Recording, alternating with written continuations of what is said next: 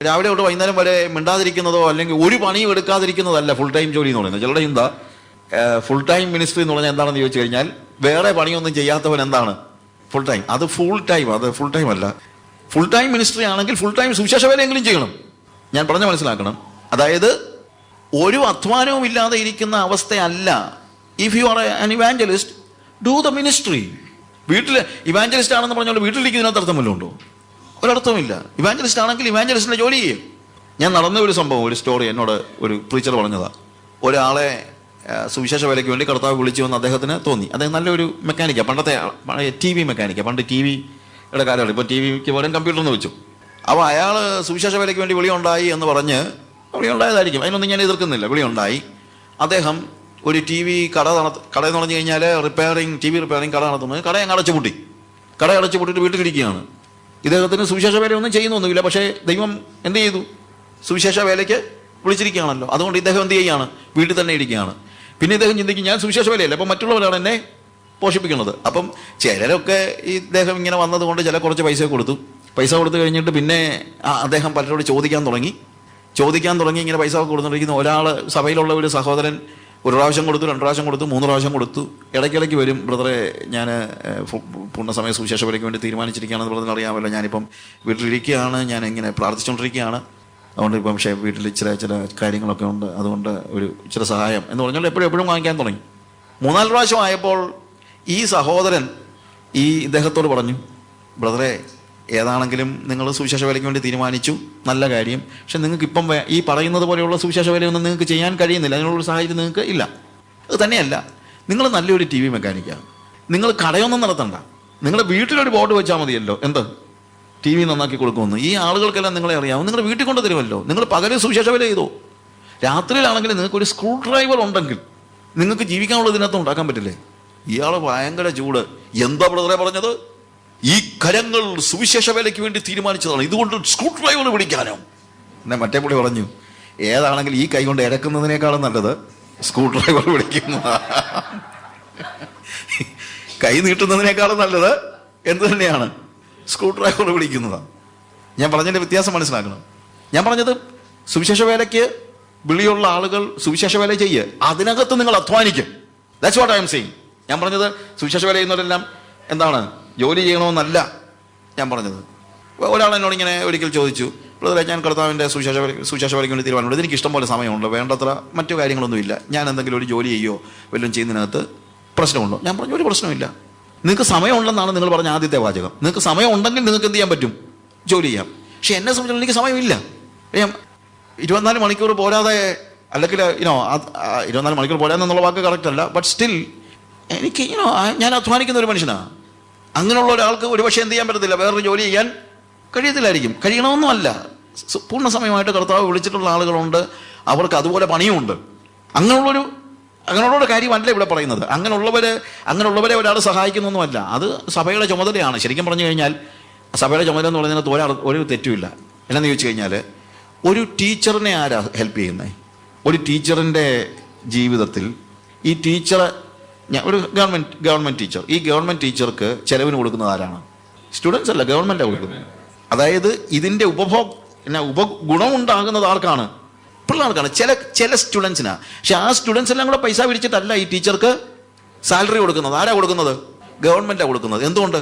ഗവൺമെൻറ്റിന് അറിയാം ഈ സൊസൈറ്റി മുന്നോട്ട് പോകണമെങ്കിൽ ഇതുപോലെ ഒരു ടീച്ചർ ആവശ്യമാണെന്നുള്ളത് ഗവൺമെൻറ്റിന് അറിയാം. അതുകൊണ്ട് ഗവൺമെൻറ് സ്പെൻഡ് ചെയ്യാൻ തയ്യാറാണ് ഒരു ടീച്ചർക്ക് വേണ്ടി. അല്ലാതെ ടീച്ചറോട് പറയുന്നില്ല, നിങ്ങൾ പോയി വാഴ വെക്കാൻ പറയുന്നുണ്ടോ? ഇല്ല.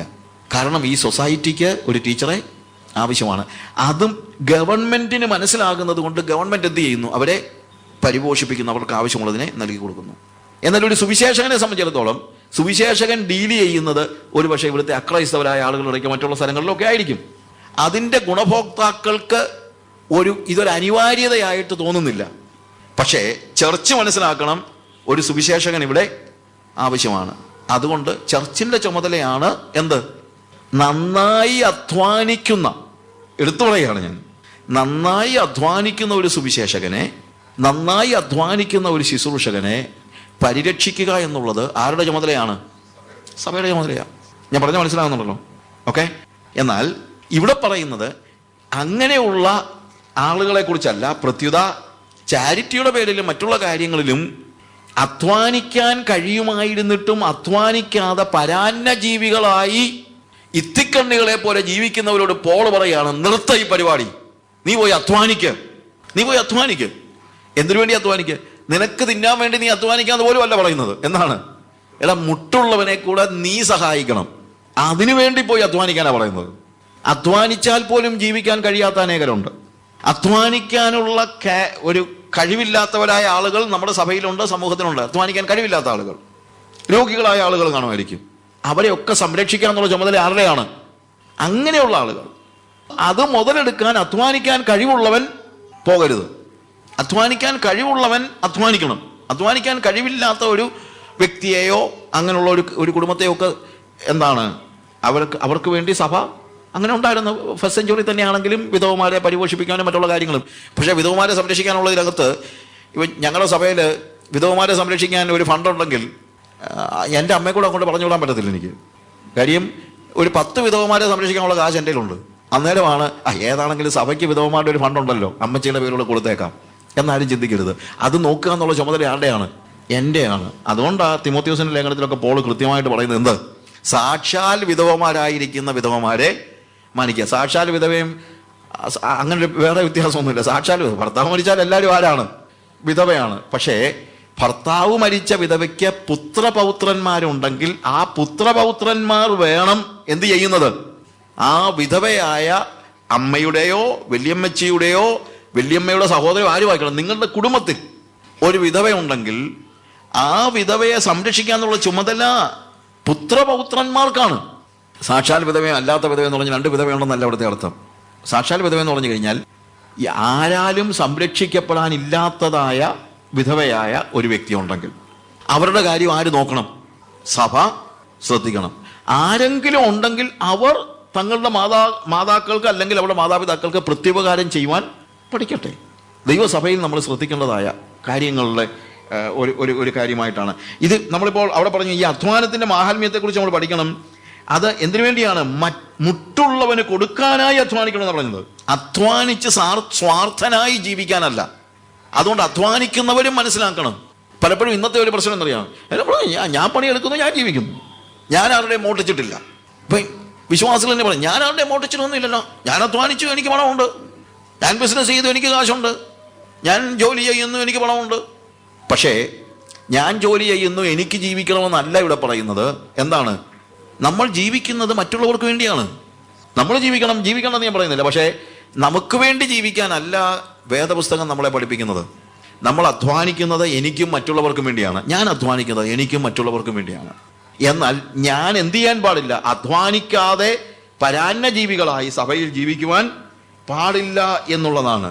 അതുകൊണ്ടാണ് പൗലോസ് പറയുന്നത് കൊരിന്ത്യർ ലേഖനത്തിൽ, ഔദാര്യമൊക്കെയും കാണിപ്പാൻ തക്കവണ്ണം നിങ്ങൾക്ക് സമൃദ്ധി ഉണ്ടാകുമെന്ന്. You will lack nothing, you will have everything so that you may show generosity. ദൈവം നമ്മളെ സമൃദ്ധമാക്കുന്നത് എന്തിനാണ്? മറ്റുള്ളവരോട് ഔദാര്യം കാണിക്കാൻ വേണ്ടിയാണ്, ജനറോസിറ്റി കാണിക്കാൻ വേണ്ടിയാണ്. If God gives me money, it is not for my own purposes, എനിക്ക് വേണ്ടി തന്നെയോ കൂട്ടിവെക്കാനോ ധനികനാകാനോ ഒന്നും അല്ല, ജനറോസിറ്റി കാണിക്കാൻ വേണ്ടിയാണ്. ജനറോസിറ്റി. ഞാൻ വിശ്വാസത്തിൽ പ്രത്യേകിച്ച് സുവിശേഷ വേലയുമായി ബന്ധപ്പെട്ട് വന്ന സമയത്ത് ഞാൻ കർത്താവിനോട് പ്രാർത്ഥിച്ചൊരു കാര്യമുണ്ട്. കർത്താവേ, മറ്റുള്ള വ്യക്തികൾ ആവശ്യക്കാരനായ ഒരു വ്യക്തിയെ കാണുമ്പോൾ ആ വ്യക്തിക്ക് നൽകാൻ എൻ്റെ കയ്യിൽ ഇല്ലാതെ വരരുത്. അതാ എൻ്റെ പ്രാർത്ഥന. അതായത് എനിക്കില്ലാതെ വരരുത് എന്നുള്ളതല്ല. when somebody is coming before me and I understand that he is in need, അവനെ ഒഴിഞ്ഞു പോകാൻ എനിക്ക് ദയവ് ചെയ്ത് അങ്ങനെ വരരുത്. I want to see that I will always have enough so that I can show generosity. That is my prayer. എൻ്റെ പ്രാർത്ഥന അതാ. ആര് സഹായം ചോദിച്ചു വരുന്നവരെന്നുള്ള അർത്ഥത്തിലല്ല. അതും ആയിക്കോട്ടെ, ആരെങ്കിലും ചോദിച്ചോളൂ. ഞാൻ ചോദിക്കുന്നവർക്ക് കൊടുക്കാൻ പരിശ്രമിക്കുന്ന ആളാണ്. ചോദിക്കുന്നവർക്ക് എന്ന് വെച്ച് കഴിഞ്ഞാൽ ജെന്യുവിൻ ആയിട്ടുള്ള ആളുകൾക്ക് I am ready. If somebody is coming to me with a need, പറയുന്നതല്ല, എനിക്ക് ആ ഒരു ബോധ്യത്തോടെ, അത് പറഞ്ഞില്ലെങ്കിലും ചിലപ്പോൾ ആളുകൾ പറയത്തില്ല. But when I see somebody who is in need, God help me to see that I will have enough so that I can show generosity. ഇതാണ് എൻ്റെ പ്രാർത്ഥന. ഒരു ക്രിസ്ത്യാനിയുടെ പ്രാർത്ഥന അതായിരിക്കണം എന്ന് ഞാൻ ചിന്തിക്കുന്നത്. ഔദാര്യമൊക്കെയും കാണിപ്പാൻ തക്കവണ്ണം നിങ്ങൾക്ക് സമൃദ്ധി ഉണ്ടാകുമെന്നുള്ളതാണ് പൗലോസ് പറയുന്ന വാഗ്ദത്തം. മറ്റുള്ളവരെ സഹായിക്കാൻ കഴിയുന്നതാണ് ലോകത്തിലെ ഏറ്റവും വലിയ ഭാഗ്യം. അല്ലാതെ മറ്റുള്ളവരെ ഉപയോഗിക്കുകയല്ല. അത് പണത്തിൻ്റെ കാര്യത്തിൽ മാത്രമല്ല, ഏത് കാര്യത്തിലാണെങ്കിലും മറ്റുള്ളവരെ ഉപയോഗിക്കുന്ന ഒത്തിരി പേരുണ്ട്. പരാന്ന ജീവികളായി ജീവിക്കുന്ന ആളുകൾ, ഇത്തിക്കണ്ണികളെ പോലെ ജീവിക്കുന്ന ആളുകൾ. അവരൊന്നും ആളുകളെ ഉപദ്രവിക്കുന്നു എന്നുള്ളതല്ല, അവരതൊക്കെ പ്രാക്ടീസ് ചെയ്തിരിക്കുകയാണ്. പക്ഷെ പോൾ പറയാണ്, സ്റ്റോപ്പ് ഇറ്റ്. നീ എന്ത് ചെയ്യണം? അധ്വാനിക്കാനായിട്ട് പഠിക്കണം. അധ്വാനിക്കാത്തവൻ 2 തെസ്സലോനിക്കർ 3-ാമത്തെ 8 മുതലുള്ള വാക്യങ്ങൾ വായിക്കുമ്പോൾ അതിൻ്റെ 10-ാമത്തെ വാക്യത്തിൽ അധ്വാനിക്കാത്തവൻ തിന്നുകയും അരുത്. പോൾ പറയാണ്, ഞങ്ങൾ നിങ്ങളുടെ ഇടയിൽ ഇരുന്നപ്പോൾ പോലും ഞങ്ങൾ എന്ത് ചെയ്തില്ല? അധ്വാനിക്കുന്നതിന് മടി കാണിച്ചില്ല. We are working with our hands. And then എന്താ എഴുതിയിരിക്കുന്നത്? അധ്വാനിക്കാത്തവന് തിന്നുവാനുള്ള അവകാശമില്ല. If you are not ready to work, you have no right to eat. If you are not ready to work, you have no right to eat. അധ്വാനിക്കാനുള്ള മനസ്സുണ്ടായിരിക്കണം. അധ്വാനിക്കാനുള്ള മനസ്സ് അത് ദൈവസഭയിൽ പഠിപ്പിക്കണം. ഇതൊക്കെ ദൈവസഭയിൽ പഠിപ്പിക്കേണ്ട കാര്യങ്ങളാണ്. നമ്മൾ ഈ ദൈവസഭയിൽ ഇതൊന്നും പഠിപ്പിക്കുന്നില്ലെന്ന്. ഇതതിനകത്തെ പ്രശ്നം. അതായത് നിന്റെ കാര്യം നോക്കി നീ ജീവിച്ചോണമെന്ന് മാത്രമല്ല അവിടെ പറയുന്നത്. എന്താണ്? അങ്ങനല്ല. നമ്മളുടെ ജീവിതം മറ്റുള്ളവരുമായിട്ട് ബന്ധപ്പെടുത്തിയുള്ള ഒരു ജീവിതമാണ്. അതിനുവേണ്ടിയാണ് നമ്മൾ ജീവിക്കുന്നത്. അധ്വാനിക്കണം. അധ്വാനിച്ച് നിങ്ങൾക്ക് ലഭിക്കുന്നത് നിങ്ങൾക്ക് വേണ്ടി മാത്രമല്ല, മറ്റുള്ളവന് കൊടുക്കുവാനും കൂടെയാണ്. അങ്ങനെയുള്ള അന്യോന്യ സഹകരണത്തിലൂടെ ജീവിക്കാനാണ് കർത്താവ് നമ്മളെ അവയവങ്ങളാക്കി അവൻ്റെ ശരീരത്തിൻ്റെ ഭാഗമാക്കിയിരിക്കുന്നത്. കൈയുടേതായ രീതിയിൽ ജീവിക്കത്തില്ല, കണ്ണിൻ്റെതായ രീതിയിൽ ജീവിക്കത്തില്ല. കണ്ണ് കാണുന്നത് തലയിൽ കൊടുത്ത് കണ്ണും കൈയും കാലും എല്ലാം അന്യോന്യം സഹായിച്ചേ ജീവിക്കത്തുള്ളൂ. നമ്മുടെ ശരീരത്തിലെ ഏത് അവയവവും മറ്റൊരവയവത്തെ സഹായിക്കാത്ത ഒറ്റ അവയവമില്ല. നിങ്ങൾ പറ, മറ്റൊരവയവത്തെ സഹായിക്കാത്ത ഒരവയവത്തിൻ്റെ പേര് നിങ്ങൾ പറഞ്ഞ. മറ്റൊരവയവത്തെ സഹായിക്കത്തില്ല. അല്ലെങ്കിൽ സ്വകാര്യമായി ജീവിക്കുന്ന, എനിക്ക് ആരുടെ സഹായം വേണ്ട, ഞാൻ ആരെ സഹായിക്കത്തില്ലെന്ന് പറയുന്നത് എന്തെങ്കിലും ഒരു അവയവം നിങ്ങളുടെ ശരീരത്തിലുണ്ടോ? Tell me. ഇല്ല. ഇതുപോലെയാണ് വിശ്വാസികൾ, ഇതുപോലെയാണ് ദൈവസഭ. ദൈവസഭയിലെ കൂട്ടായ്മ എന്ന് പറയുന്നതാണ്, ഞാൻ എനിക്ക് വേണ്ടി ജീവിക്കുകയല്ല, ഞാൻ മറ്റുള്ളവർക്ക് വേണ്ടി ജീവിക്കുകയാണ്. മറ്റുള്ളവർ എനിക്ക് വേണ്ടി ജീവിക്കുകയാണ്. ഞാൻ മറ്റുള്ളവർക്ക് വേണ്ടി ജീവിക്കുന്നു, മറ്റുള്ളവർ എനിക്ക് വേണ്ടി ജീവിക്കുന്നു. ഇന്ന് ഞാൻ സമൃദ്ധമായി മറ്റൊരാൾ കൊടുക്കുന്നു, നാളെ ഒരു പക്ഷേ അയാളിൽ നിന്ന് ഞാൻ സ്വീകരിക്കാനും എനിക്ക് മനസ്സുണ്ട്. അല്ലെങ്കിൽ ഞാൻ അഹങ്കാരിയായി പോകും.